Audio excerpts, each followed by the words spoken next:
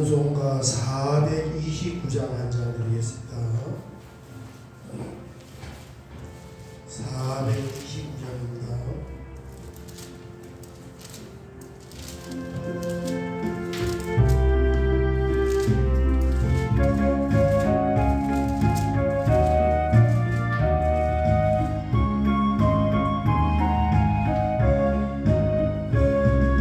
세상 모든 풍파를 낙심하게 될 때에 내려주신 주의 복을 세워라. 주의 크신 복을 내가 알리라. 많은 복을 세워라. 크신 복을 내가 알리라. 많은 복을 세워라.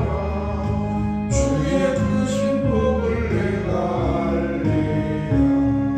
세상 근심 걱정 나를 누르고 십자가를 들고 지고 나갈 때 주가 내게 주신 복을 세워라.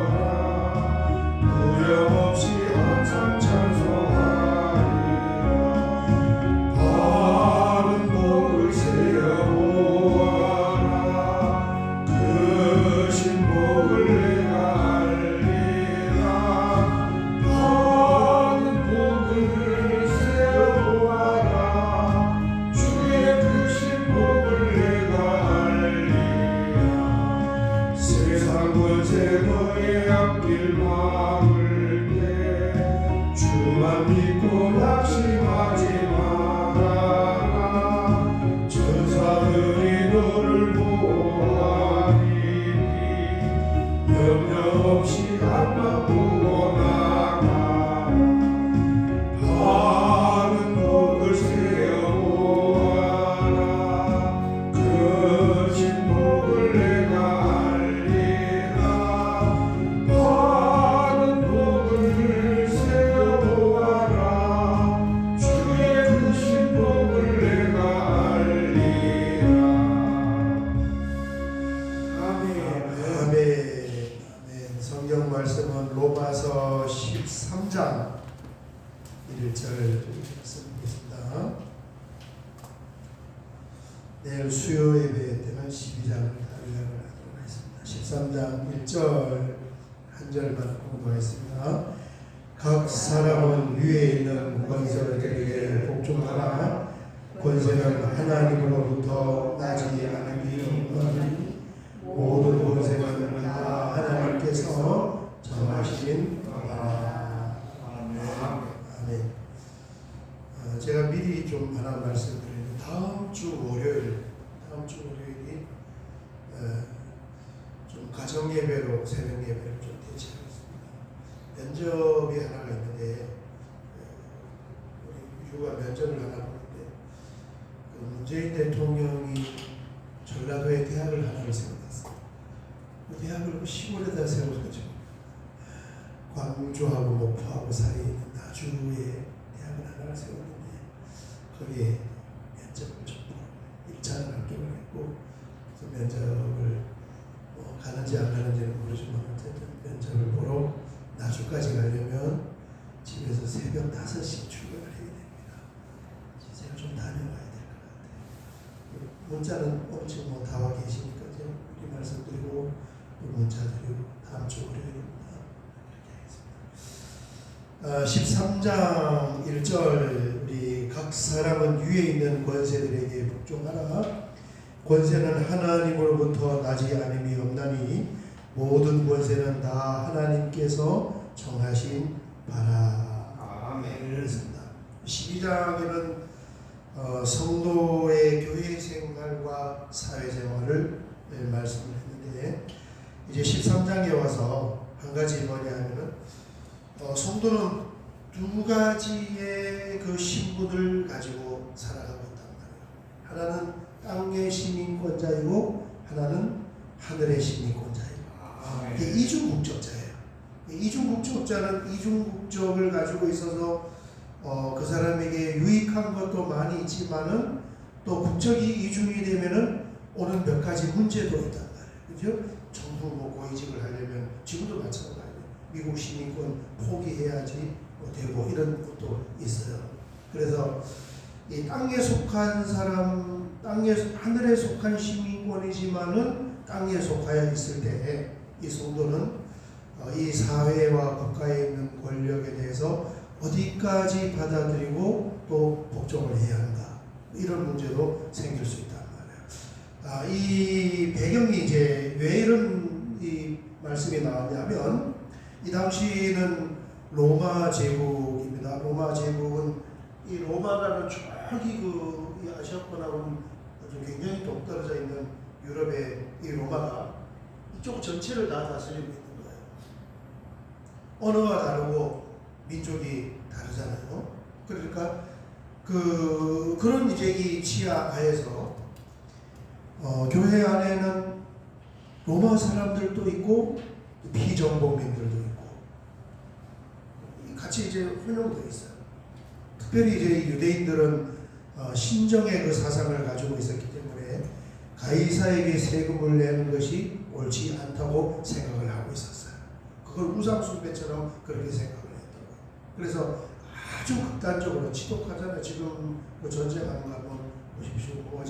그제도 보니까 200군데를 폭격을 하고 그렇게 절대 안 물러서 뭔가 이 정확한 사상을 가지고 있기 때문에 그렇게 하는 거죠. 그래서 그렇게 이제 이 주어진 국가 권력에 대해서 거기에 대해서 순복을 안 하려고 하는 마음들이 있는 거예요. 여기에 이제 사도 바울이 말씀을 주었는데 하나님께서 사람들에게 필요한 기관들을 성경을 보면 하나님이 직접 세우셨어요.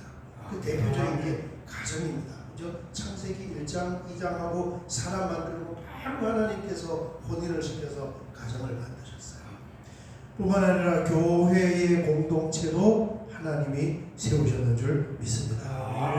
그리고 좀 희미하긴 하지만 다니엘서를 보면 하나님이 가정과 교회만 세운 것이 아니라 국가도 하나님께서 세우셨다고 말씀하고 있어요. 나라도. 그리고 그렇게 세운 그 기관에는 하나님께서 세운 리더들이 있습니다. 그리고 그 자리에 하나님이 권위를 주어놨어요. 가정에는 가장에게 하나님께서 권위를 주셨고 교회도 마찬가지로 지도자에게 하나님이 권위를 그 자리에 권위가 있는 거죠. 그 자리. 정부에는 대통령의 권위는 사람은 바뀌지만은 대통령이라는 그 자리에는 여전한 권위가 있단 말이에요. 사람은 바뀌어도. 그래서 기본적으로 그 권위가 무너지면 이게 대혼란이 올 수밖에 없습니다. 이런 무정부 상태, 정부가 국가가 이 중앙에서 통제하는 이 권위가 없으면은 그게 좋을 것 같지만 오히려 안 좋아요. 무법천지가 되는 거죠. 대혼란이. 네, 그렇습니다. 그래서 현재의 이 운영되는 유지되는 이 세상도 사실은 우리는 이제 세상 그 이분적으로 봐가지고 교회만 거룩하고 세상은 그러지 않습니다. 세상도 하나님께서 창조하셨고 하나님이 운영하시고 섭리해 가시는 줄 믿습니다. 그렇습니다. 그래서 자 1절을 보면 각 사람은 위에 있는 권세들에게 복종을 하라. 이 정부 권력을 말하는 것입니다. 권세는 하나님으로부터 나지 않음이 없나니 모든 권세는 다 하나님께서 정하신 바라. 이 말씀을 읽으면 이제 우리가 7절까지가 국가 권력에 관해서 말씀하는데 한 절 한 절 풀어보면은 더 이해가 깊을 수 있겠습니다. 속에서 질문이 막 나올 거예요. 부당한 권력은 어떤 건가? 그것도 하나님이 세우셨을까? 여러 가지 의문이 생길 수 있는데 요한복음 19장에 보면 예수님이 이렇게 말씀을 자신에게 사형을 언도하는 그 빌라도에게 위에서 주지 아니하셨더라면 나를 해할 권한이 없었으리니.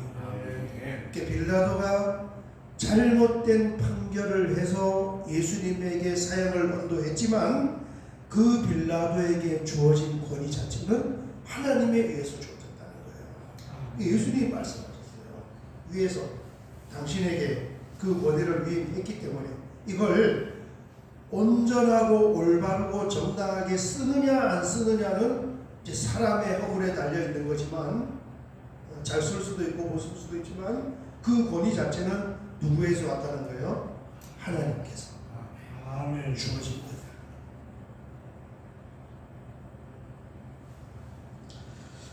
요즘에 우리 그 재판에서 이제 거대 야당의 대표가 재판을 받고 있는데, 야, 이게 뭐 권위라는 게 그렇죠. 국가와 또 성경을 보면 하나님 지금 판사에게 권위가 있어요.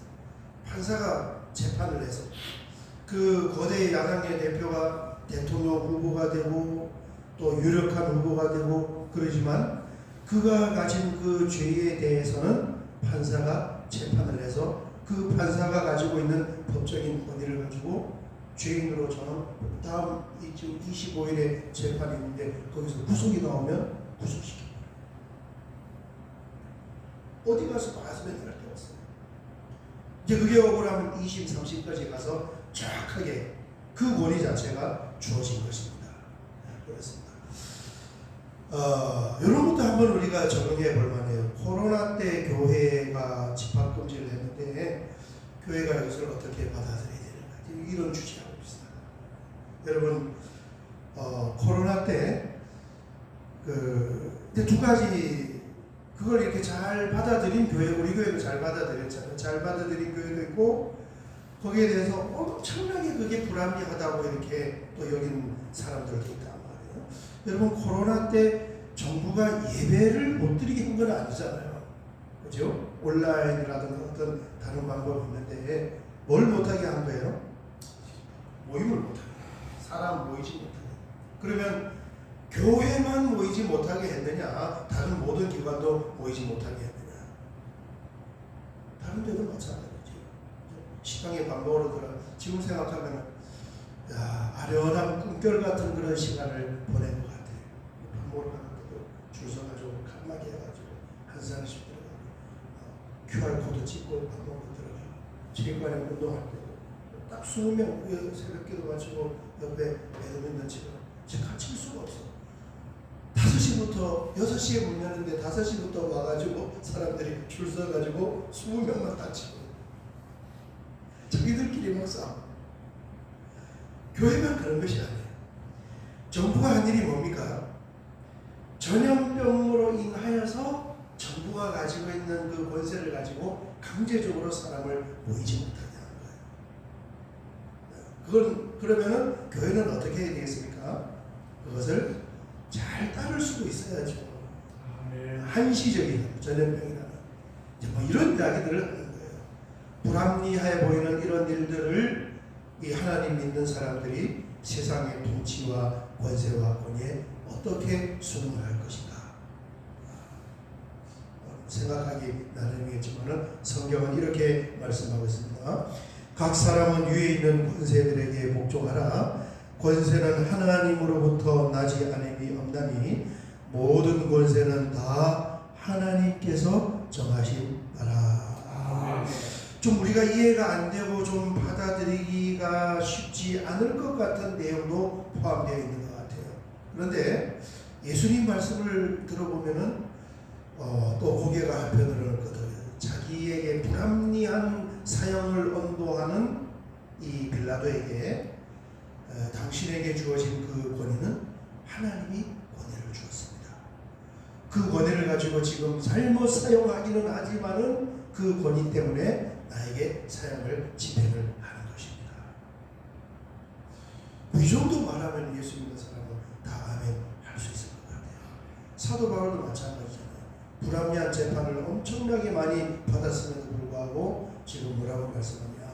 성도는 한편으로는 교회에 소속이 되었지만은 한편은 국가에 소속이 되어서 그 국가에 주어진 자리에 주어진 권위들은 다 하나님께서 주셨기 때문에 그 권위에 순복을 할 수 있어야 합니다.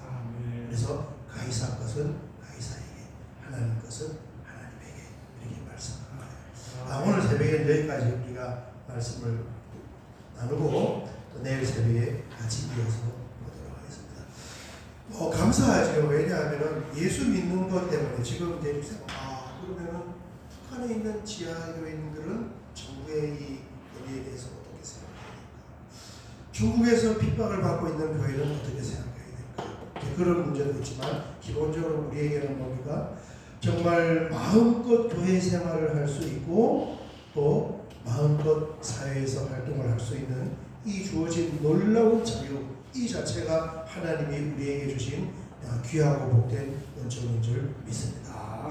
새벽에 같이 이런 말씀을 묵상을 하면서 같이 기도하겠습니다. 주여 한번 크게 부르고 기도드리겠습니다.